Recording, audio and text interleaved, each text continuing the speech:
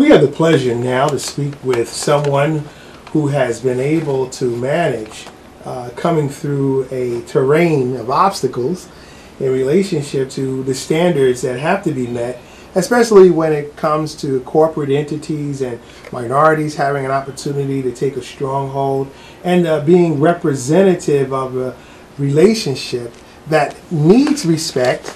Certainly it becomes a reality to most of us when we learn that someone who has overcome those obstacles has found a relationship that is going to bring better value of quality of life to our communities.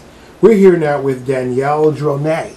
DanielleDronet is the new owner of the Newark Bears. Correct. And the Newark Bears, many of you know, is an institution in our community which has evolved into a mainstay in relationship to the arena in terms of the stadium that we have downtown Newark and the kinds of investments that have been provided in order for it to sustain itself has been pretty much something that we certainly are happy that Ms. Dronet is now going to be doing in terms of outreach and wanting to get community involvement.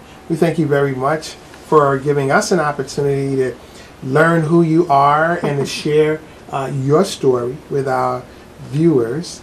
Ms. Dronet, you have explained to me that you're not a Newarker.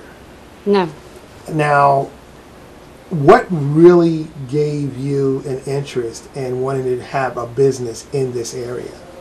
Well, the business really fell in our lap. My fiance was a team physician, volunteered for 3 years, and the ownership actually came up to us after speaking with prior management and owners of the Newark Bears. They had asked, what can we do? You know, the stadium isn't filled and you know, people aren't coming. What's going on here?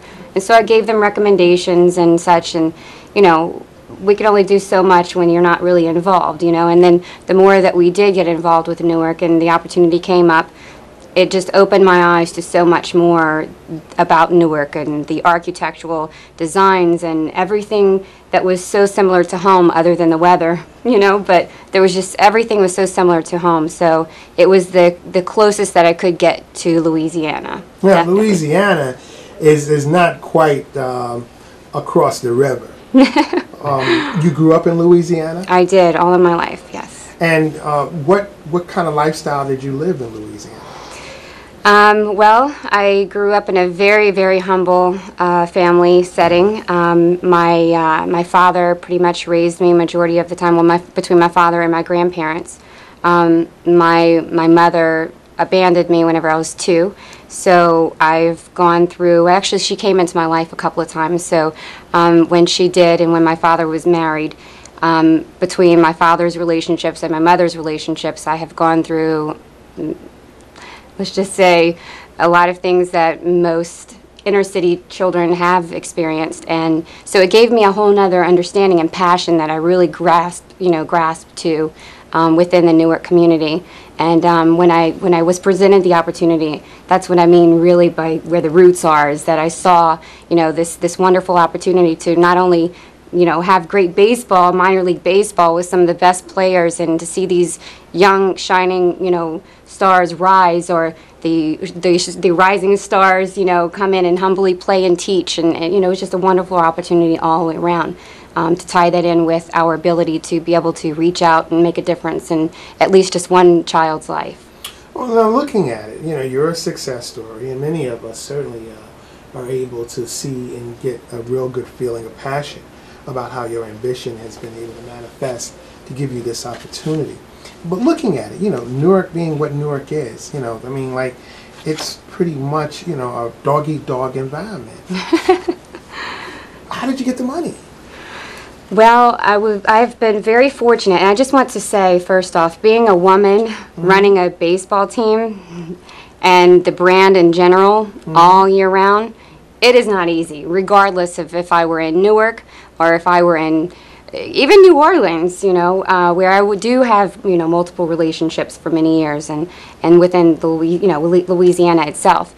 But, you know, we were fortunate because I own a marketing and production firm since '99, so we do infomercials, and I've designed campaigns for various worldwide brands and such.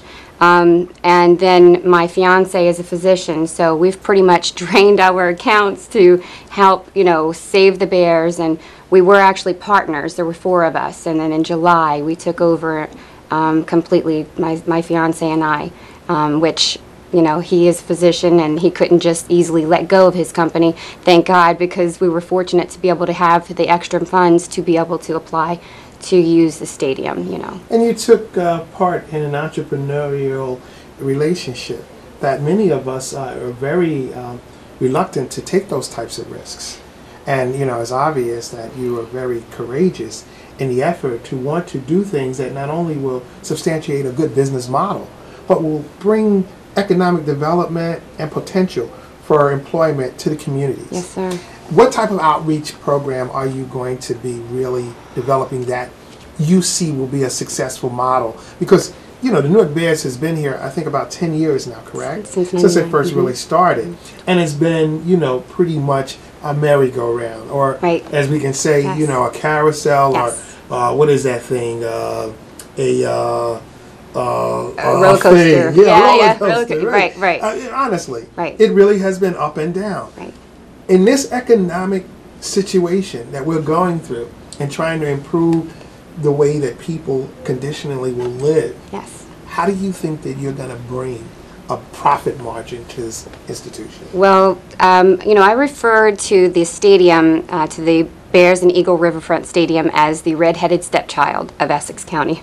And there's possibly others, but, for the red-headed stepchild to have undergone so many different, foster parents. Okay. And that's the way that I sort of look at this opportunity. So, embracing it. I do, and I'm hoping that I can put an end to that. I've adopted children before. In fact, my oldest one just moved away. So, right. yes. So, I'm all about this outreach program, and I see the business opportunity as well as the outreach programs that we're doing internally. So, the programs that we are doing, and we have done since we bought the team in September of 2010. What I've done is I've taken the events that we have and tried to build, it's interactive leading events. And what I mean by that is I'll take, say, for instance, we have our Mardi Gras Masquerade Ball coming up, our 2nd annual coming up February the 18th. So before we have the ball, there's 2 to 3 dates that we will have inner-city organizations come into the stadium. My marketing firm sponsors it and donates the supplies like huge umbrellas, beads, boas, glitter, paint, everything that you can imagine. Plus, we give dance lessons, not just arts, but dance lessons, music lessons, to teach the children creative ways that they're interested in that they can actually apply towards, turning it into a business. So there's just a lot of leading events that not only helps us, but it also gives back in a way that it's teaching someone, a child mostly, to be able to utilize their interest and make something, creative and apply it towards something in their life. That's very interesting, and for you to have that unique talent to understand that in order for this to work, you have to include the community. Well, it's baseball is the American sport, and the history behind the team. And it's amazing, and it started back as the Negro League, so my GM, I'm sure he'll fill you in on all of this, and it's just such an extravagant story. And that's another highlight that I would like to touch up on, is to educate the community of the importance of the history of the Negro League, because it was such a vital to actually New Jersey in itself and the nation. And I'm actually the 2nd woman to own the team. The first was the very first owner in the 30s and 40s, and I'm the 2nd female owner. So I'm excited. I'm challenged. I'm excited. I'm passionate, and let's see if I can deliver as she did. When we think about the idea of women taking on a lead role in business, and the focus that women have are totally different. And in regard to substantiating a consistent way in which you're able to, I think, bring your innate nurturing ability to feel that it substantiates the cause. Is that the purpose in relationship to doing your outreach, that now you have a purpose, you have a cause? You know, ever since I was 16, 17, I've always had, actually, well before that, I've raised my brothers. I took my brothers from my mother when I was 18, and I raised them. So I've always felt like I had a purpose and a cause. Well, let me rewind, because my self-esteem was very, very low, and it took a lot of self-discipline and a lot of brainwashing my own mind. Wow. I'm either going to let the world damage me and make my future, or I'm going to overcome these thoughts and all of this negativity, and I'm just going to make those negative thoughts positive in my mind, because I'm only going to focus on what's right for me and where I'm going to control my future. And that's sort of, and every day just knowing that I just want better. I want to be a better person. I want to be a better mother, better sister, better, every single day, better business person. So that's sort of how I grew into what I was. And I'm sorry, I got off a track for a second. No, you're really on track, because, again, I led you into that kind of idea of giving us an understanding on where your thoughts are. Right. And that your thoughts are not just business. Right. It's not just making money. Right. What you really are doing is looking at opportunities that it will help bring originality of what this whole program really is about. Yes. And how it exists in our community and why we are a part of it. We have always gotten this attitude that it is now the owner's mission to build a better baseball team. But you are really building a community involvement. Yes, a better brand, I'm hoping to build a better community. There's many plans coming, that we are going to partake at the stadium. Even simple things as, local nights, where it's 2-for-1 tickets, but our tickets are only $10, and it's less than a movie these days, So, but we do have a lot of other, fundraiser opportunities where we partner with organizations and we donate proceeds of those tickets. They do like a municipality night, or any type of fundraiser for a real organization. Okay. Well, the attitude that is really to be expected certainly has magnified itself.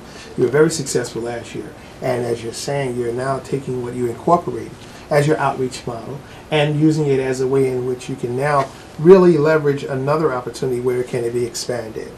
We want to do whatever we can to ensure you that we want to support this effort, and specifically in terms of the fact that you're a woman and you need help in terms of having people in the urban communities as well as individuals significantly in the suburban communities to know that this program is a community-based program now, and it's not so much focused on building the business, but building the relationship that's going to help enhance quality of life in our neighborhoods.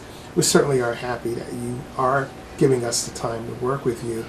We want to hope to have an opportunity to do more interviews and work with you in regard to promoting this campaign that is going to be very beneficial for your best interest and for ours. We thank you so much for coming. Thank you. Thank you very much for having me. Thank you. And I look forward to seeing you very soon. Yes, we're looking forward to it. Thank you.